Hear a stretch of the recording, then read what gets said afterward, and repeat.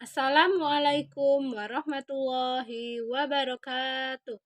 Perkenalkan, nama saya Eva Rusdiana Dewi, calon guru penggerak angkatan 8 dari SD Negeri 5 Serikaton, Kecamatan Tugu Mulyo, Kabupaten Musirawas. Salam guru penggerak, tergerak, bergerak, dan menggerakkan.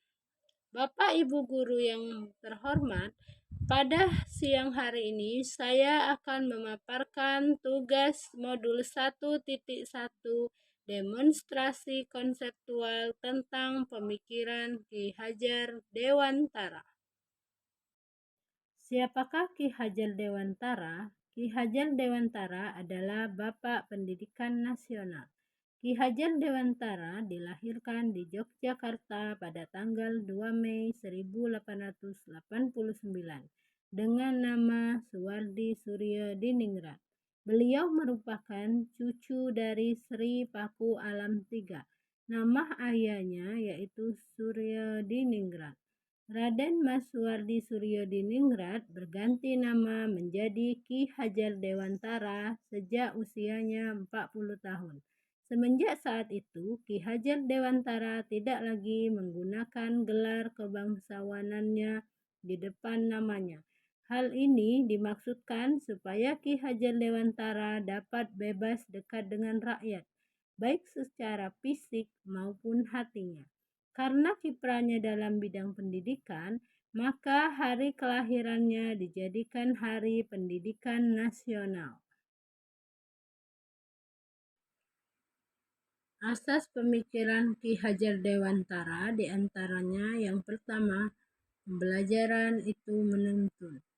Menuntun maksudnya adalah kita sebagai seorang pendidik harus bisa membimbing anak serta mengantarkan anak ke sebuah tujuan dengan bimbingan, serta anak dapat berpikir kritis, serta melakukan refleksi dengan komunikasi yang kreatif dan inovatif.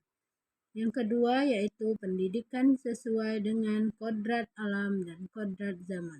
Pendidikan sesuai dengan kodrat alam yaitu sebagai seorang pendidik kita harus menyesuaikan pendidikan anak dengan tempat tinggal anak tersebut.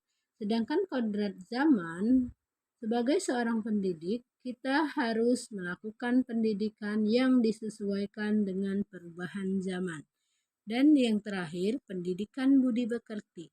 Pendidikan budi pekerti maksudnya peserta didik dilatih untuk memahami kemampuan diri, mengelola diri sehingga terbentuk kesadaran sosial, serta peserta didik mampu membuat keputusan yang bertanggung jawab. Adapun trilogi pendidikan menurut Ki Hajar Dewantara, yang pertama adalah Ingarso Sungtolodo. Sebagai seorang guru, kita harus menjadi contoh yang baik ataupun panutan untuk peserta didik. Yang kedua, Ing Madya Mangun Karsa. Apabila kita menjadi seorang guru, kita harus memberi semangat pada guru serta menjadi inspirasi bagi peserta didik. Yang ketiga, Tutwuri Handayani. Sebagai seorang guru, kita harus memberi dorongan ataupun motivasi kepada peserta didik. Menurut Ki Hajar Dewantara, pendidikan dan pengajaran tidak dapat dipisahkan. Menurutnya, pengajaran adalah bagian dari pendidikan. Pengajaran merupakan proses pendidikan dalam menuntut ilmu, sedangkan pendidikan itu sendiri yaitu memberikan tuntunan terhadap segala kekuatan kodrat yang dimiliki anak-anak untuk mencapai keselamatan dan kebahagiaan yang setinggi-tingginya, baik sebagai manusia maupun anggota masyarakat. Jadi, menurut pemahaman saya, sebagai seorang guru, kita harus mendidik siswa sesuai dengan kodrat ataupun bakatnya masing-masing. Menurut Ki Hajar Dewantara, mendidik dan mengajar adalah memanusiakan manusia, sehingga harus memerdekakan manusia dalam segala aspek. kehidupan baik fisik, jasmani, dan rohani. Maksudnya adalah, sebagai seorang guru, kita harus memberi kebebasan kepada peserta didik kita untuk melakukan hal-hal yang ia sukai, yang merupakan bakat, kemampuan, serta minat yang ia miliki. Berikut penerapan pemikiran Ki Hajar Dewantara dalam pembelajaran di sekolah, antara lain: yang pertama, guru menuntun siswa. Sebagai seorang guru, kita harus dapat menuntun siswa untuk melakukan pembelajaran sesuai dengan bakat, minat, dan keinginan. Yang kedua, siswa belajar menggunakan media.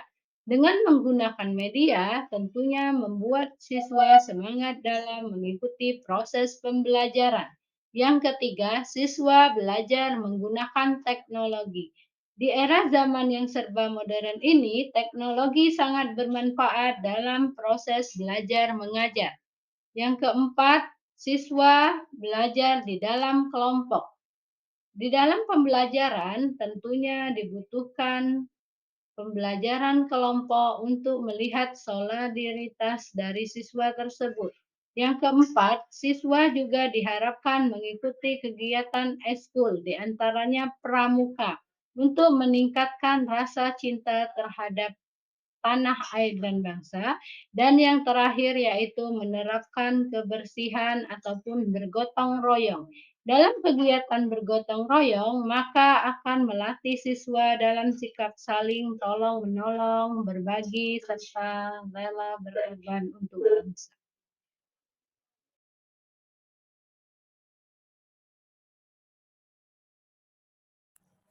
Berikutnya, kita akan membahas tentang tantangan dan solusi penerapan pemikiran Ki Hajar Dewantara yang sejalan dengan konteks kelas dan sekolah.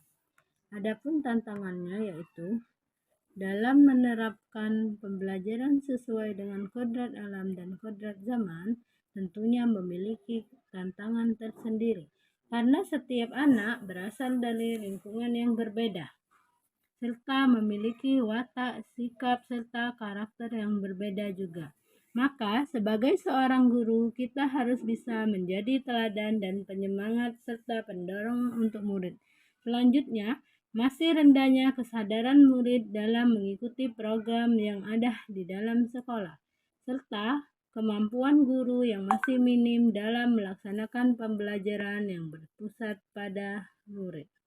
Solusinya yaitu dengan menguasai keterampilan abad ke-21, antara lain yaitu keterampilan berkomunikasi, berkolaborasi, kecakapan menguasai bidang teknologi, dan lain sebagainya. Serta sebagai seorang guru, kita harus memiliki metode yang menyenangkan dalam pembelajaran, membuat media belajar yang menarik, serta memahami karakter murid. Guru juga harus mengikuti kegiatan seperti webinar, seminar, untuk menambah ilmu pengetahuan tentang cara mendidik murid. Demikianlah pemaparan dari saya tentang demonstrasi kontekstual pemikiran Ki Hajar Dewantara. Apabila ada kata yang salah, saya mohon maaf. Burung Irian, burung cendrawasih. Cukup sekian dan terima kasih. Saya akhiri, wabillahi taufik walhidayah. Wassalamualaikum warahmatullahi wabarakatuh. Salam guru penggerak. Tergerak, bergerak, dan menggerakkan.